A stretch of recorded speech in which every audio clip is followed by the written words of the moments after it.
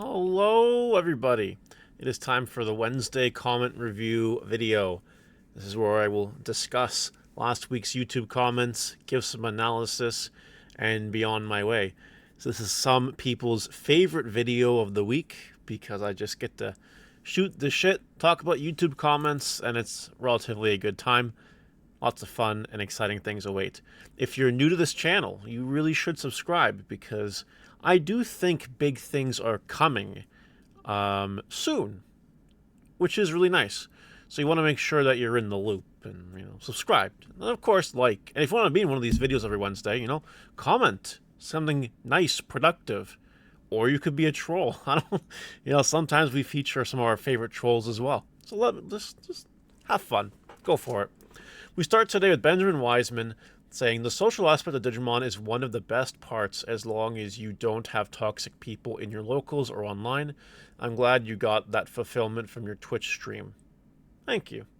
And I agree. Like, the main reason I'm still involved in Digimon, besides the market aspect, is the friends you make along the way aspect. It is a really enriching experience to just know that I've met hundreds of people, and I'm acquaintances / friends with a bunch of people that would never have existed if not for my involvement in the Digimon trading card game. Scratch that, for my even making content for the Digimon trading card game. So that's a really cool thing. And yeah, stay away from those toxic people, guys. Toxic people look for the ruin of souls, and we're not all about that. No. A vault. Ah, yes. Fellow Canadian, eh? Retro tournament sounds like an awesome idea. Would love to try and join if you did one for BT5. I think BT8 and EX2 seems to be pretty fire format as well. And I'll just top up with another content creator here, Max Tapera. BT05 Digimon tournaments, you say, with the eyeballs. Looking at me all weird. So here's the thing. This is an idea it's been in the back of my brain. It's been on a smoldering fire. And, the streaming the other day really made me really think about it. And now the response to it has made me think about it even more. There was a handful of people that messaged me and said, I would play a BT5 tournament or a BT8 tournament. So that's really cool. And I don't want to say anything too preliminary. I don't want to get people excited for no reason. But I do have a plan. My plan is to just get on a call with maybe a couple content creators, probably Max, probably a Vault, maybe one or two others, and really fine tune how this would work. Because ideally the idea would be, I have a weekly tournament online that's streamed and people get to play, and there's prizing. I'd have a custom map made just for the event. I'd have to figure out what to call it. Right now the idea in my head is the Clockmon format, because Yu-Gi-Oh! Used Time Wizard format, and Clockmon is the closest thing I can think of to Time Wizard. So we call it the Clockmon format or something. And then it's just, we play old Digimon. Because, someone out there, I don't know who, I don't know where, but someone out there probably has the thought or thinks very actively that what we're in right now is going to be the GOAT format of Digimon, or the Edison format of Digimon, or the whatever. I bet someone watching my video thinks this. I believe that wholeheartedly. And to follow that up, there's a big difference between Digimon and Yu-Gi-Oh! If you keep in mind the first 5 years of Yu-Gi-Oh!, the game didn't progress as fast as the first 5 years of Digimon has. Yu-Gi-Oh! For the most part was relatively, it was starting to get up there in power levels, absolutely, but it wasn't anything ridiculous, kind of like how Digimon is nowadays. And it makes you really think, if this, right now, BT22 Digimon is going to be the GOAT of Digimon, I don't even want to know what Digimon's going to look like in 5 years. Oh my god, but I think you get my point, right?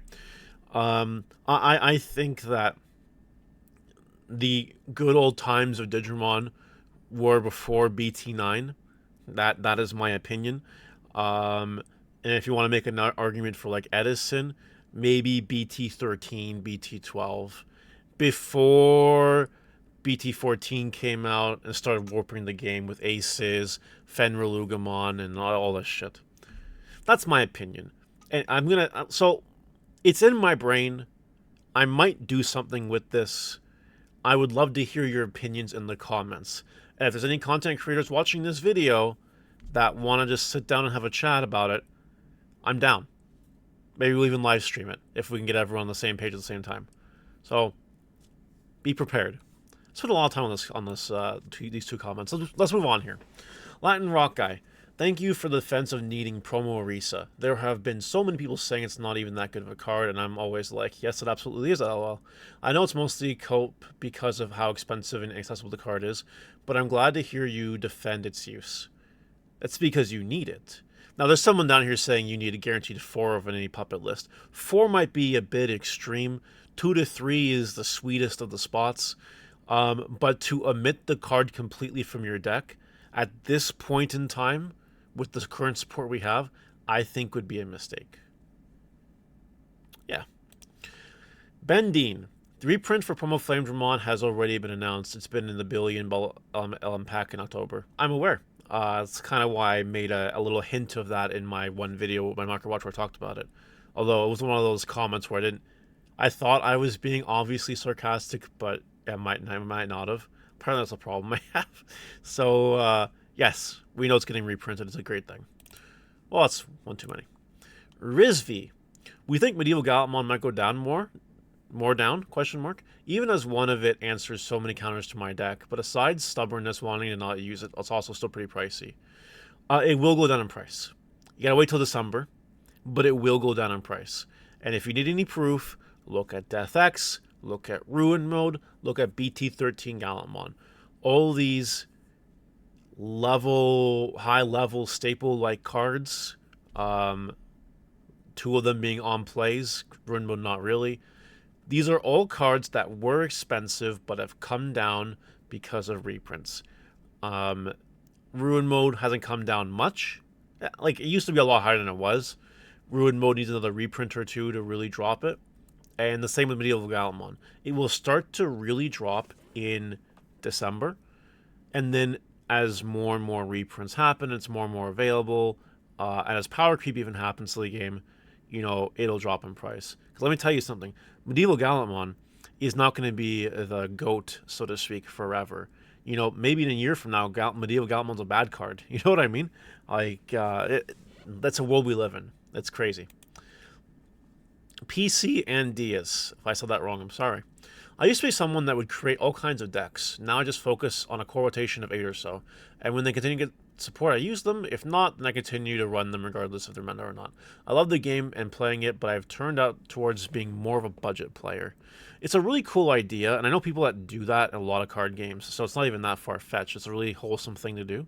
People have their favorites. People run with it. That's cool.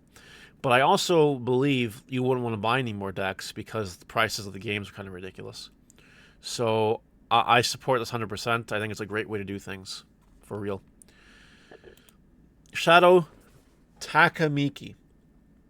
I just got back into the game a month ago after not playing it for 5 years. I think it'll take time. Just get what you need or just keep at least a place of every card that comes out. Well, considering we're on the 5th year anniversary of Digimon right now, 5 years is a bit of a stretch, but I get the sentiment and I get the point. You really should on release day just buy a place of everything, call it a day.